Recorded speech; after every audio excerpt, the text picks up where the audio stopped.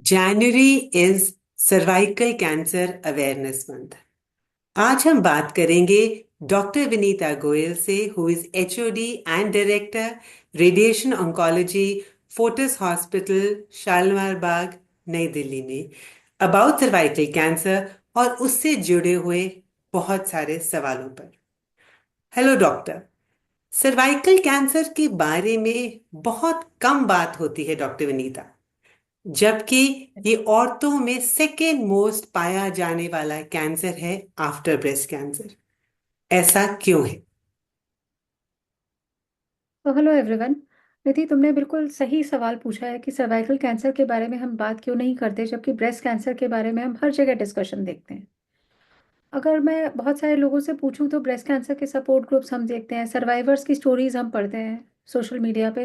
लेकिन cervical cancer के बारे में there is no discussion, there is a silence. There are two main reasons for that silence I believe. एक तो कुछ टैबू है, जो स्टिग्मा है जो इसके साथ अटैच्ड है। लोग सोचते हैं कि सर्वाइकल कैंसर सिर्फ उन्हीं विमेन को होता है जो जिनके मल्टीपल सेक्सुअल पार्टनर्स होते हैं। Well, this is absolutely incorrect. Anyone and everyone who is sexually active is at risk of cervical cancer. शायद एक ये रीजन है, इस टैबू के कारण बात नहीं होती। और दूसरा, अगर हम देखें तो socially cervical cancer is more common in women who come from economically weaker section, rural background, जहाँ मल्टीपल प्रेगनेंसीज होती हैं, एक्सेस टू हेल्थ केयर नहीं होता, तो शायद उनकी आवाज़ हम तक पहुंच नहीं पाती। इसीलिए cervical cancer, although it is a number 2 cancer in India, in developing countries, फिर भी उसका उसका इतना जिक्र और डिस्कशन नहीं होता। हम बार बार वर्ड तो बोल रहे हैं डॉक्टर विनीता, बट सबसे इंपॉर्टेंट सवाल, what is cervical cancer? So cervical cancer का मतलब होता है जो यूट्रस होता है, जिसमें हमारा बेबी बियरिंग ऑर्गन होता है, which is connected to the birth canal, जहाँ से बेबीज हमारे डिलीवर होते हैं। उन दोनों के बीच का जो जंक्शन होता है, उनका जो मिडिल पॉइंट होता है, that is called as cervix. Any cancer arising from the lower part of the uterus और cervix is called as cervical cancer. कई बार लोग ना कंफ्यूज कर जाते हैं कि जब किसी को नेक में पेन होता है, उसको भी बोलते हैं ना उसको सर्वाइकल हो गया है। जी। That is cervical. ठीक है ना। So cervix actually refers to the lower part of the uterus or a junction of uterus with the birth canal, and the cancer arising from that region is called as cervical cancer. Okay. अब हमें आप बताइए कि what are the primary causes of cervical cancer? ये तो क्यों होता है? सर्वाइकल कैंसर का सिर्फ एक ही कारण है, उसका कारण है एक virus which is called as HPV, human papilloma virus. मैं यहाँ बिल्कुल क्लैरिफाई करना चाहूंगी Nidhi, that HPV is not HIV। कई बार लोग कंफ्यूज हो जाते हैं। HPV is a big family of viruses, उसमें बहुत सारे वायरसेस के स्ट्रेन्स होते हैं। उनमें से कुछ हाई रिस्क वायरसेस होते हैं जो कि अक्सर सेक्सुअल एक्टिविटी के द्वारा बॉडी में, फीमेल बॉडी में ट्रांसफर हो जाते हैं। हमारी बॉडी की इम्यूनिटी बहुत स्ट्रांग होती है, मेजॉरिटी वायरसेस को मेजॉरिटी टाइम्स हम लोग एलिमिनेट कर देते हैं। बट सपोज कोई वायरल इन्फेक्शन सस्टेन कर गया, वायरल इन्फेक्शन हमारी बॉडी में रह गया और वो हाई रिस्क स्ट्रेन का हुआ, तो उसके कारण सर्वाइकल कैंसर होता है। And it is not related to HIV. People who are immunocompromised will be little more prone, but HIV and HPV are two different family of viruses. Doctor Vinita, cervical cancer से लड़ने के लिए हम कुछ कर सकते हैं? क्या कर सकते हैं? क्या कोई टेस्टिंग है जो हमें सर्वाइकल कैंसर को डिटेक्ट करने में मदद कर सकती है? सुनिधि, बहुत सही सवाल है कि सर्वाइकल कैंसर के बारे में ये समझेंगे कि it is the only cancer जिसके अगेंस्ट वैक्सीन अवेलेबल है, इफेक्टिव वैक्सीन अवेलेबल है। तो प्रिवेंशन दो तरह का होता है, एक होता है प्राइमरी प्रिवेंशन और एक होता है सेकेंडरी प्रिवेंशन। प्राइमरी प्रिवेंशन का मतलब होता है कि हम बीमारी को होने ही ना दें। उसके लिए हमारे पास टीका अवेलेबल है, वैक्सीन अवेलेबल है। एक और चीज़ होती है, उसको हम बोलते हैं सेकेंडरी प्रिवेंशन। सेकेंडरी प्रिवेंशन का मतलब है कि अगर बीमारी हो तो हम उसको बिल्कुल अर्ली स्टेज में डिटेक्ट कर लें। उसके लिए हमारे पास टेस्ट होता है जिसको हम बोलते हैं PAP, पैप स्मीयर टेस्ट, या HPV टेस्टिंग। पहले हम लोग बात करते हैं, जिक्र करते हैं वैक्सीन के बारे में। हम अपने बच्चों को जब वो छोटे होते हैं तो हम टाइफाइड, डीपीटी, टेटनस सबका टीका लगवाते हैं। वैसे ही आजकल सर्वाइकल कैंसर का जो वैक्सीन है वो लास्ट लगभग 20 साल से इंडिया में अवेलेबल है। पहले ये जो वैक्सीन था ये दो दो नाम से आता था, एक सर्वारिक्स के नाम से आता था और दूसरा वैक्सीन आता था गार्डासिल के नाम से। जो सर्वारिक्स वैक्सीन है उसकी कॉस्ट लगभग 2,500-3,000 रुपए के आसपास होती है। गार्डासिल की भी इतनी ही होती है। पर गार्डासिल का एक नया वैक्सीन आ गया which is called as Gardasil nonavalent. Nonavalent का मतलब होता है 9, it is effective against 9 strains. So ये जो न्यू वैक्सीन आया है नोनावेलेंट वैक्सीन, इसकी कॉस्ट थोड़ी ज़्यादा है। इसकी कॉस्ट लगभग 7 to 8,000 रुपीज़ होती है। वैक्सीन किसको दी जानी है ये भी क्लियर होना चाहिए। वैक्सीन प्रेफरेबली सेक्सुअल डेब्यू के पहले दी जानी है। तो जनरली जो उसके लिए एज रिकमेंडेड है 9 to 15 ईयर्स की एज में अगर हम देते हैं तो 2 डोजेस काफ़ी होती हैं, एक आज और एक आज 6 मंथ बाद। वैक्सीन सिर्फ उन गर्ल्स के लिए ही यूजफुल है जो सेक्सुअली एक्टिव नहीं हुए, या जिनकी शादी हो चुकी है या सेक्सुअली एक्टिव गए हैं वो भी लगवाएं, या वो नहीं लगवा सकते? So very important question. देखो प्रेफरेबल ये है कि वैक्सीन जो है सेक्सुअली एक्टिव होने के पहले लगनी है। लेकिन फॉक्सी जो है, जो हमारी इंडियन गायनेकोलॉजी की सोसाइटी है, वो रेकमेंड करती है, वो अलाउ करती है कि वैक्सीन सेक्सुअली एक्टिव होने के बाद या मैरिज के बाद भी up to the maximum age of 45 years आप ले सकते हैं। वो क्यों अलाउ करती है? बिकॉज इसके लिए जो सेकेंडरी प्रिवेंशन के लिए टेस्ट अवेलेबल है, पैप्समियर या एचपीवी टेस्ट, ज़्यादातर लोग उस टेस्ट को करने के लिए ही नहीं आते। सो इसीलिए अगर हम वैक्सीन किसी को सेक्सुअली एक्टिव होने के पहले देते हैं तो जितना उसका इफेक्ट है उतना इफेक्ट, उतनी एफिकेसी नहीं होगी बाद में देने पर डेफिनेटली कोई नुकसान नहीं है। तो up to the age of 45 years it is allowed.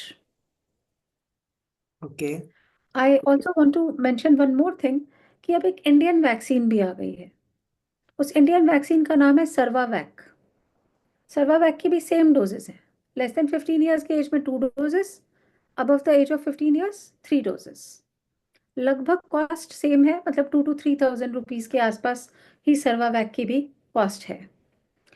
अब जैसे अगर हम ऑस्ट्रेलिया की बात करें तो ऑस्ट्रेलिया जैसे कंट्री ने 2007 में ही अपने यूनिवर्सल इम्यूनाइजेशन प्रोग्राम में इस वैक्सीन को इंक्लूड कर लिया था, which is a great thing.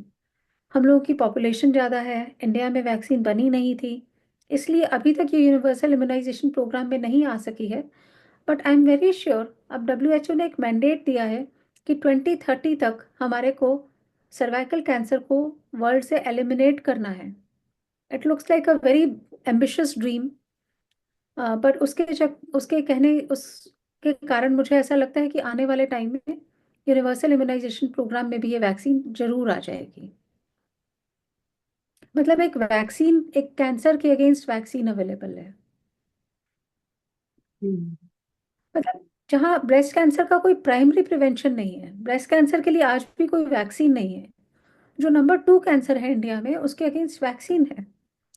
So I am very thankful कि आज तुमने ये एक सर्वाइकल कैंसर अवेयरनेस मंथ के अंडर तुमने सोचा कि चलो इसकी अवेयरनेस को इंक्रीज करते हैं। मुझे लगता है कि अगर हम अपने बच्चों को ये वैक्सीन दिला रहे हैं, अपनी बेटियों को, so this is the right kind of investment, health investment that we are making for them. Doctor Vinita, in fact आने एक वाले टाइम में ये वैक्सीन शायद, अभी ये वैक्सीन बॉयज़ के लिए उतना स्ट्रांगली रिकमेंडेड नहीं है क्योंकि जो मेल्स में कैंसर होते हैं एचपीवी के कारण उनका इंसिडेंस बहुत कम है। बट इवेंचुअली जो डब्ल्यूएचओ कहता है हर्ड इम्यूनिटी करनी है। हर्ड का मतलब क्या होता है?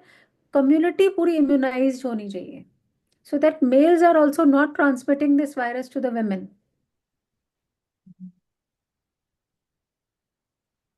हमने ये तो बात बताया आपने डॉक्टर विनीता कि किन को कौन कौन ले सकते हैं, बट ऐसा भी है कि when should this vaccine not be taken, और who should not take this, या ऐसा कुछ नहीं है? ऐसा भी है, वेरी करेक्ट क्वेश्चन। एक तो मैं ये बताना चाहूंगी कि ये वैक्सीन प्रोफिलैक्टिक वैक्सीन है। मतलब क्या? ये प्रिवेंट करती है। अगर किसी को सर्वाइकल कैंसर हो गया है तो उसको ये वैक्सीन नहीं लेनी, उनको नहीं हेल्प करेगी ये।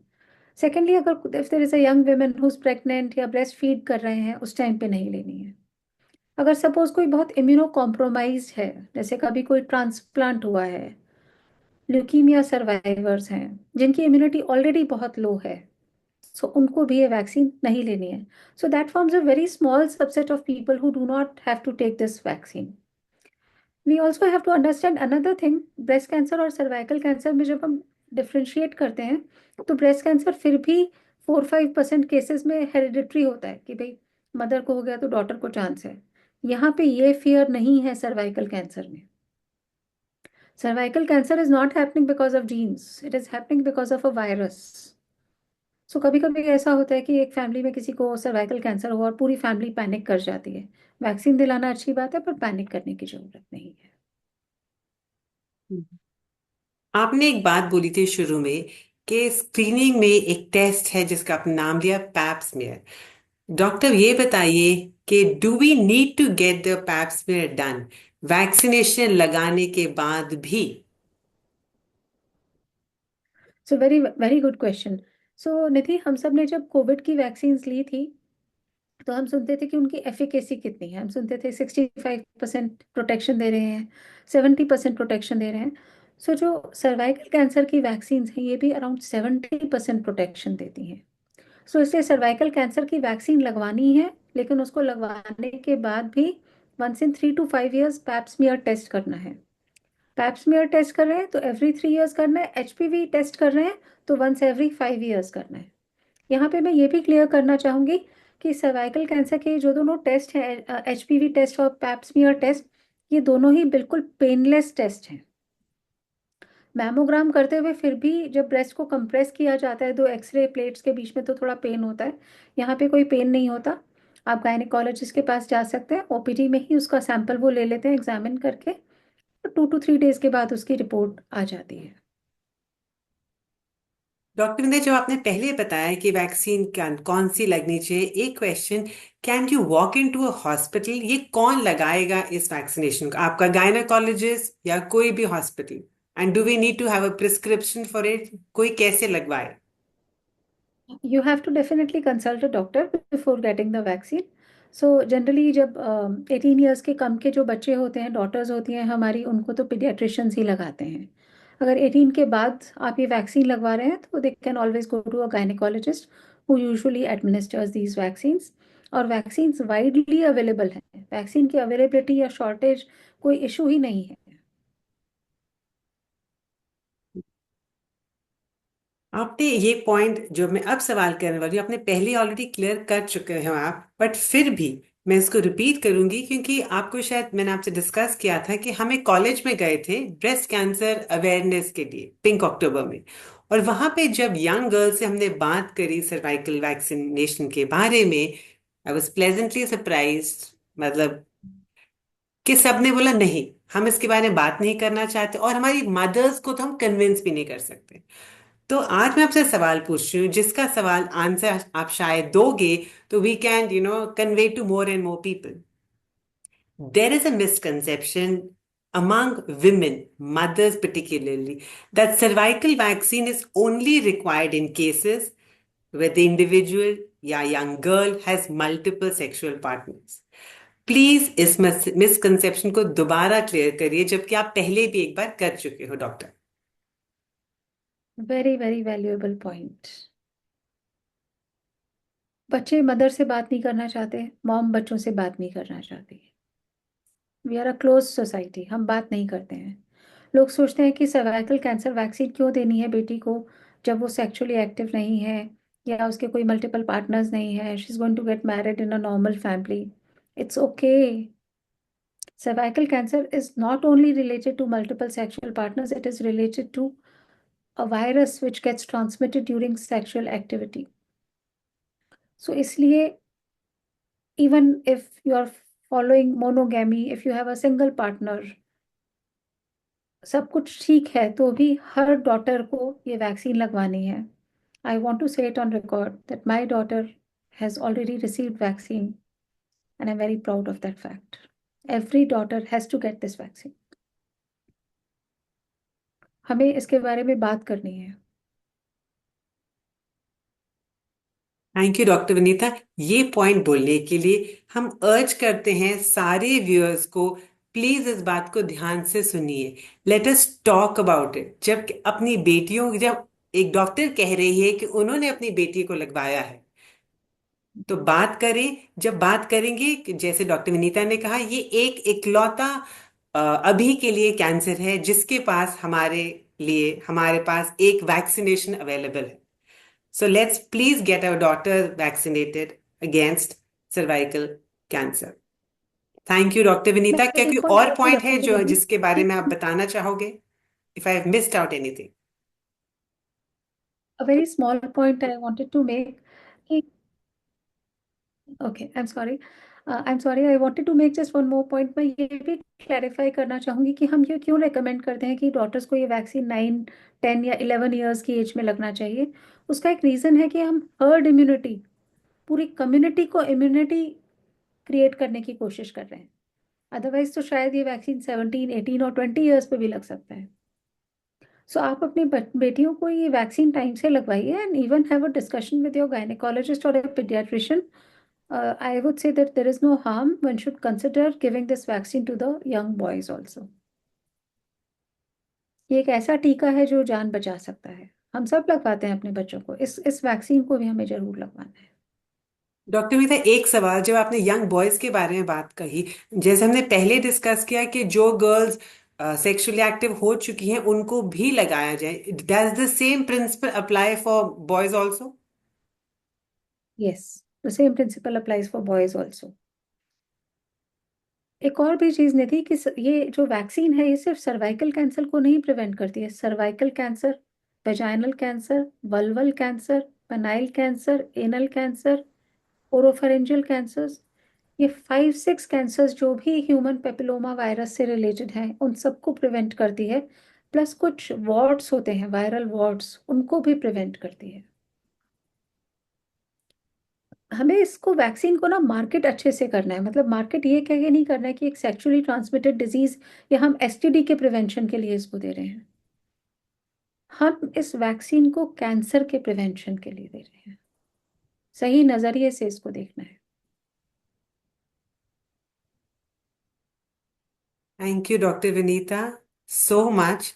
आज की जो इंटरव्यू थी हमारी, वो आई थिंक बहुत ही यूजफुल थी, और बहुत सारी ऐसी बातें थी जो मुझे खुद को ही नहीं पता थी। सो लेट्स होप कि लोग सुने आपको और इस वाइटल इंफॉर्मेशन को प्रोसेस करें और अपनी बेटियों और छोटे बेटों को जाके ये वैक्सीनेशन लगवाएं। Thank you Nidhi.